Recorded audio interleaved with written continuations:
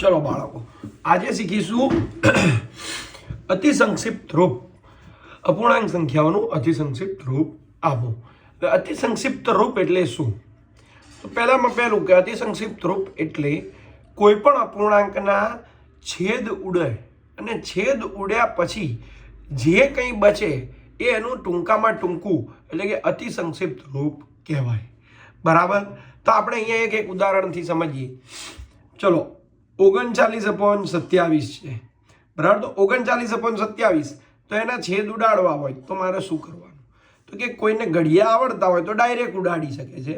નહીતર પછી 39ના અવિભાજ્ય અવયવની રીતથી અવયવ પાડવાના, 27ના અને 39ના અંશના અંશમાં મૂકવાના અને છેદના છેદમાં મૂકવાના. પછી ઉપર નીચે જે કટ થતું હોય એને ઢીશુમ ઢીશુમ ઢાઈ ઢાઈ કરી દેવાનું. પછી જે બચે એ તમારો શું કહેવાય? અતિ સંક્ષિપ્ત રૂપ. તો જો આપણે અહીંયા 39ના અવિભાજ્ય અવયવ પાડ્યા. 39 ભાઈ 2 વડે ભાગી ના શકાય એટલે આપણે શેનાથી લીધો? 3. 3 13 39, 13 એકા 13. એવી જ રીતે 27ના કર્યા. 3 તરી 9, સોરી 3 9 27, 3 તરી 9, 3 એકા 3. હવે અંશના અમે અંશમાં લખ્યા 3 ગુણ્યા 13. જો 39ની જગ્યાએ 27ની જગ્યાએ 3 ગુણ્યા 3 ગુણ્યા 3 લખ્યું. હવે ઉપર નીચે સરખું કોણ હતું? તો કે 3 3 તો સાહેબ કે ઉડાડ દો, ઢીશુમ ઢીશુમ ઢાઈ ઢાઈ. બચ્યા એટલા પાઈ પાઈ. ચલો, ઉપર કેટલા છે? તો કે 13 અને નીચે કેટલા બચ્યા? તો 3 ગુણ્યા 3 એટલે કેટલા બચ્યા? 9. બરાબર? આવડે? એવું ને એવું જો બીજો 32/84. તો ચલો 32નો અવિભાજ્ય અવયવ પાડો. તો કે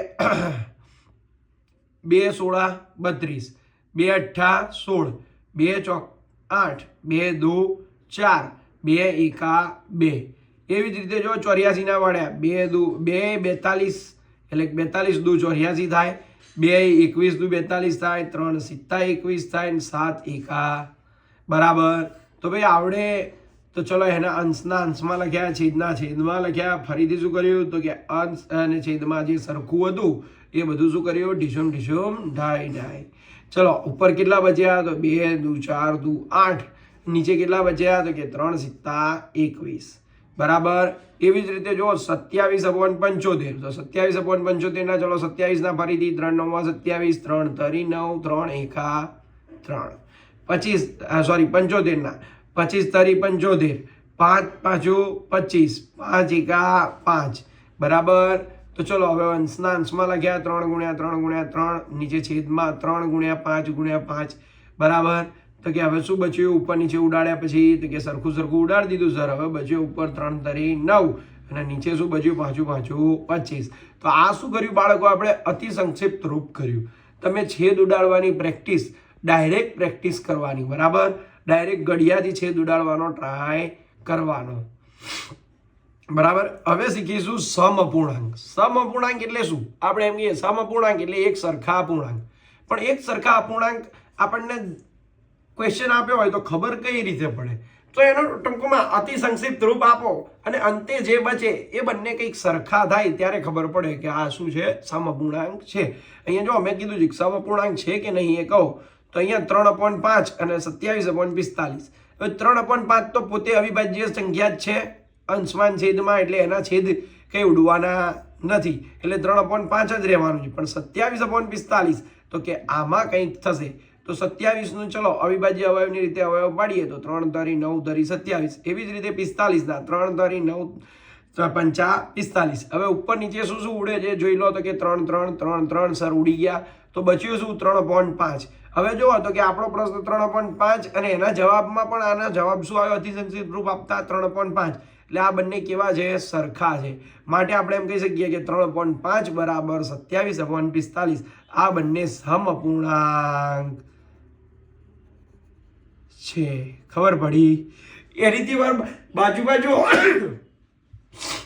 2/7 અને 14/21. 2/7 એ પોતે અવિભાજ્ય સંખ્યાઓ છે, અંશમાં છેદમાં, એટલે એના અવયવ તો ઉડવા, એનું અતિ સંક્ષિપ્ત રૂપ આપવાની જરૂર નથી. પણ 14/21નું કે આપવું પડશે સર. તો કે 14નું શું થાય? તો કે 2 સિત્તા, 21નું 3 સિત્તા, ઉપર નીચે ઢીસુમ ઢીસુમ ઢાઈ ઢાઈ. બચ્યા 2/3.